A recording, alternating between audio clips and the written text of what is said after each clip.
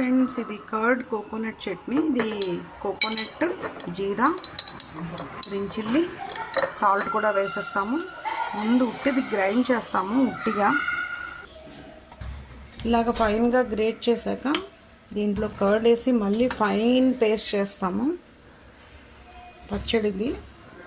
ఇలా oil fry అయ్యాక mustard, jeera, urad dal, chana dal, red chilli వేస్తాము. ఇలాగైంది friends curd, coconut, green chilli, jeera paste చేశాక. ఇలాగ బాగా ఫ్రై అయ్యాక ఇంగు వేస్తాము. ఇంగు వేస్తే బాగుంటుంది ఫ్లేవర్. కరివేపాకు కూడా వేస్తాము. వేసి బాగా ఫ్రై చేసి దీంట్లో కలిపేయడమే కర్డ్ కోకోనట్ చట్నీలో. ఇది రైస్లోకి బాగుంటుంది, దోశలోకి కూడా బాగుంటుంది ఈ చట్నీ. రైస్, దోశ, ఇడ్లీలోకి బాగుంటుంది. ఇలాగ అయింది కదా ఫ్రెండ్స్. ఈ పోపు ఇందులో వేస్తే బాగా మిక్స్ చేసేస్తాము.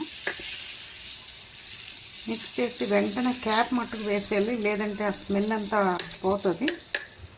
అయితే దాంట్లో ఇలా మూత వేసేస్తాము. ఇలా వచ్చింది friends curd coconut chutney. You also try it your home. Thank you.